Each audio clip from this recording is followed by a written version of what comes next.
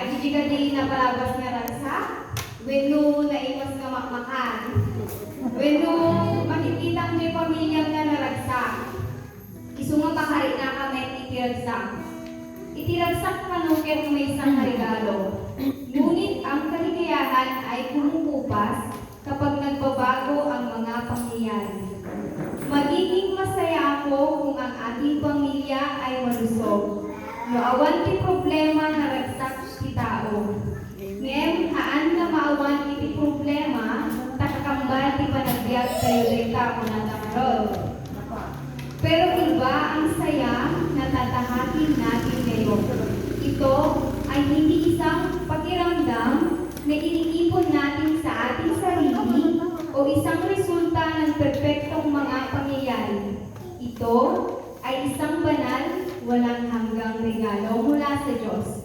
Iti umuna, basahin kada kayo iti Galatians 5, verse 22 to 23.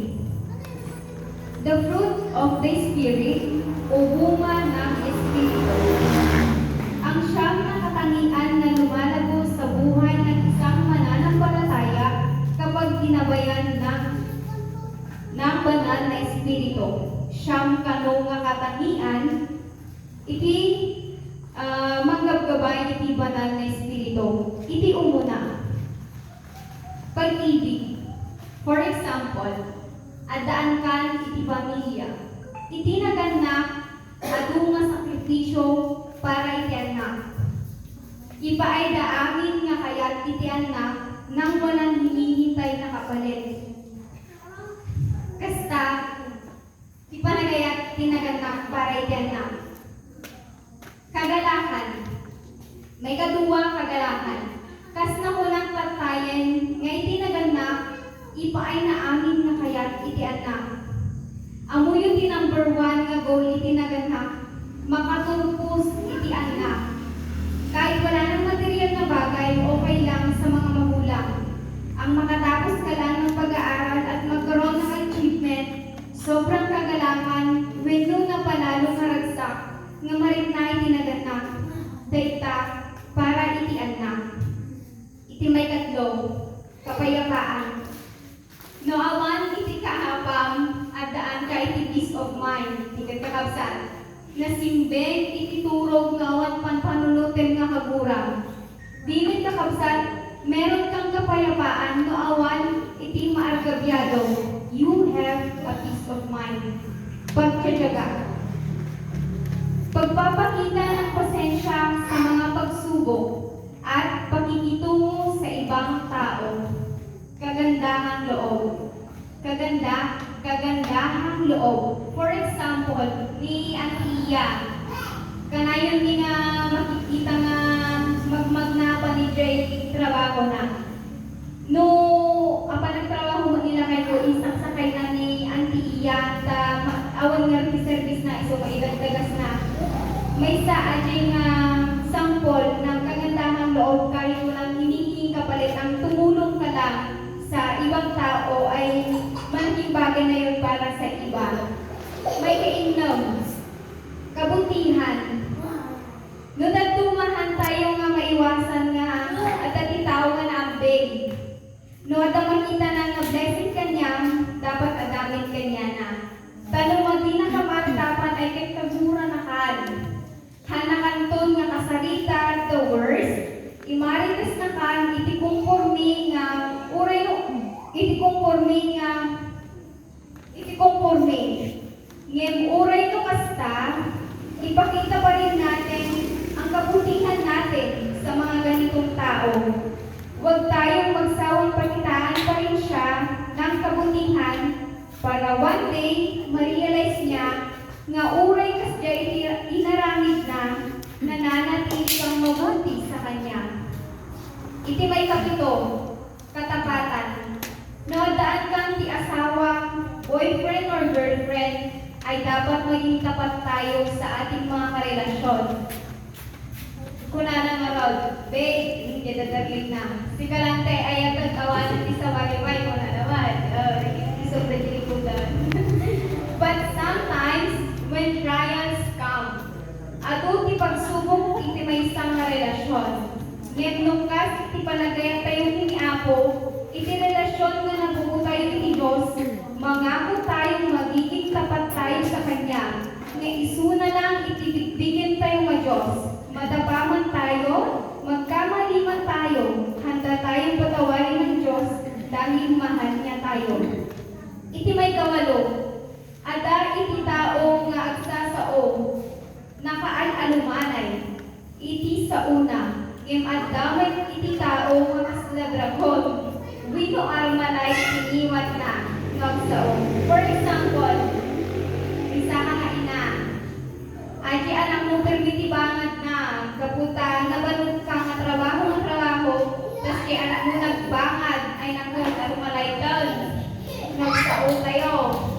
Ngam, haan tayo kumanilipatan ng bagsak, mauray ka sa lugabangan tiyanak tayo, haan tayo kumabaybayan, nga dumatgan, iti pa nagbugbog ka, wasao iti anak tayo, nasaysayat, lang, nagkatungtungin tayo, agitianak tayo, iti naalumanay, tanong dumaganda, amuna tayo, nga irespeto. Iti may kasyam, pagtitigil sa sarili, 2 days lang ang nagabsat, Christmasan.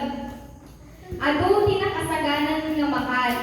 For example, ada sakit mo, high blood, gaputa Christmasan, ado mamakal. Ako nagimasan, crispy bata kas kadalitsyon. High blood talaga. Naglutong ajay balat na, di magargari ka. Ngam, gaputa high blood ka, bawal kumakanyang ajay. Yan gaputa Christmasan, maminsan lang mo, kunam. Maminsan lang mo, makatawon at damot agas mo na naman. Ay, kitahaan mo mapigpigilan kay sarili mo. Basit lang, met, ramana lang, kunana. Ngam, ore pa ito basit. At dala pa iti epekto na kanya tayo. Iso nga, dapat nga, ore kas ano, pigilan tayo, ni sarili tayo, nga iwasan, nagigi bawal, kapara kanya tayo lang. Ang kagalakan na ito ay isang bagay na maaari nating gawin sa pamamagitan ng matinding pag-aaral. Ito ay isang organikong bunga ng presensya ng banal na Espiritu sa loob natin. When we accept Christ, the Holy Spirit comes to reside in us. As we yield our lives to His guidance, He begins to produce this spiritual fruit. Joy is a byproduct of a close relationship with God. Iti Tagalog, nangangahulugan ito na kahit sa gitna ng mga pagsubok at pagdurusa, kapag ang kaligayahan ay wala ng kagalakan, ay maaaring manatili. Ito ay isang panloob na katiyakan na ang Diyos ay may kontrol, na mahal niya tayo at ang kanyang mga layunin ay mananaig. Ito ay isang hindi natitinag na pagtitiwala na ang ating mga kagalakan ay hindi tumutukoy sa ating tunay na katotohanan. Kahit iti sumaruno, joy is founded on hope and faith in God, na masarakan tayo. Iti Romans 15 verse 13.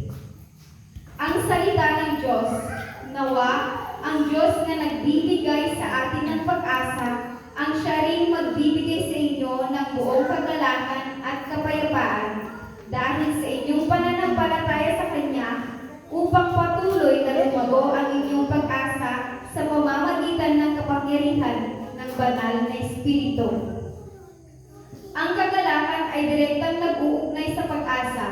Ang pag-asa sa Biblia ay hindi isang pagnanasa. Ito ay isang tiwala na pag-asa sa kung ano ang ipinangako ng Diyos. Kapag ang ating pag-asa ay nasa pansamantalang mga bagay, ang ating kagalakan ay marupok. Ngunit kapag ang ating pag-asa ay itinakda sa hindi nagbabagong tapat na Diyos, ang ating kagalakan ay di natitinag. Naranasan mo ba ang kakulangan ng kagalakan ngayon? Maaaring oras na upang suriin kung saan mo inilagay ang pagtitiwala. Inilipat mo na ba ang iyong pag-asa mula sa lumikha tungo sa paglikha, mula sa permanente tungo sa pansamantala? Ang muling pagsentro ng ating pagtitiwala sa Diyos, ang susi sa pagbukas ng pag-apaw ng kanyang kagalakan. Joy is rooted in God's ultimate gift of salvation. Iti masarahan, John 3 verse 16.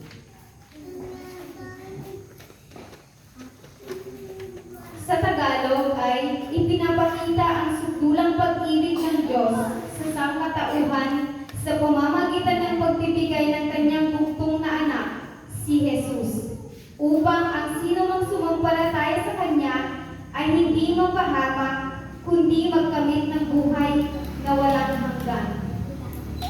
Ang pinakadakilang regalo ibinigay ay hindi isang material na bagay. Ito ay si Jesucristo. Binubuod ng talatang ito ang buong mensahe ng Ebanghelyo at ang dahilan ng ating matinding kagalakan. Our joy is not based on what we have done, but on what God has done for us. Tayo na nahiwalay sa Diyos sa pamamagitan ng kasalanan, nahaharap sa walang hanggang pagkakapahamak, ngunit dahil sa kanyang napakalaking pagmamahal, naglaan siya ng paraan ng kaligtasan. Ang kaloob na ito ng buhay na walang hanggan ay ang pundasyon ng ating kagalakan. Tayo ay nakipagsundo sa ating lumikha. Mayroon tayong layunin sa buhay. Na ito ay isang garantisadong hinaharap kasama niya sa susunod. Ang pagkaalam nito ay nagbabago ng ating pananaw sa bawat paghihirap na ating kinakaharap. Ang mga kaguluhan sa buhay na ito ay pansamantala. Ang ating kaligtasan ay walang hanggan. When this storm rage and the world feels hopeless, kapag ang mga bagyo ay umuusad at ang mundo ay wala ng pag-asa, we can return to this truth. Maaari tayong bumalik sa katotohanan. God loved us enough to save us. Mahal tayo ng Diyos upang iligtas tayo. This fundamental truth provides a gift. Ang pangunahing katotohanan, ito ay nagbibigay ng isang malalim, abiding joy that circumstances cannot steal. Nananatili na kagalakan na hindi maaaring nakawin ng mga pangyayari. It is a joy of salvation. Ito ay kagalakan ng kaligtasan. The joy of knowing we are loved.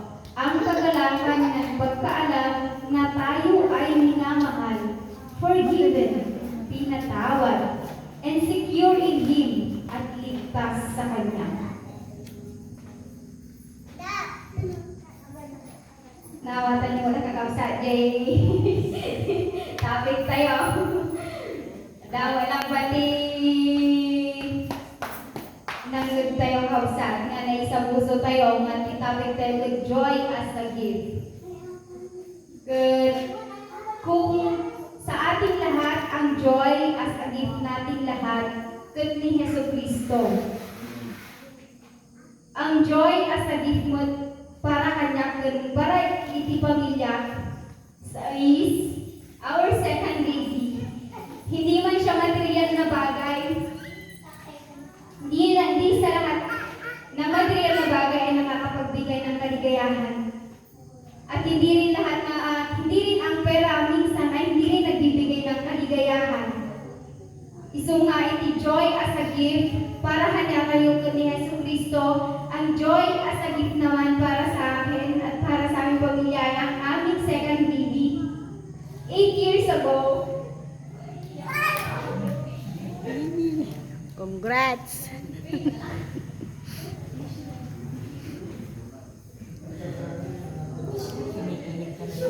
Sorry.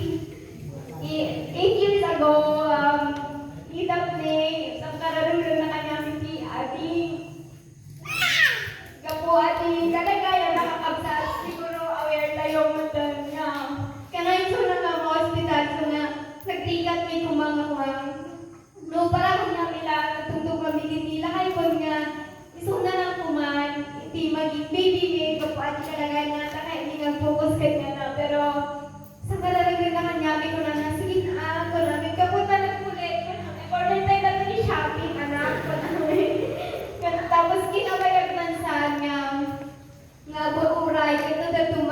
may mga riri, kuna na awang magtaon na kaya ko na pinatimot sa magpad, nada ni Shopee May, malagit na nga agad na nga ni Shopee May, nung ating natawag, kaya di school, kasi pinagbiyan na hiling ni Stop May Maricano, kasi di naman na nadaatin na nag-supply tinag sana, kat ko namin masita ka panawalan na nakamong orayo nun agad ni Shopee ta, aji hiling nga regalo ka na higit awawit na ni mama, anak.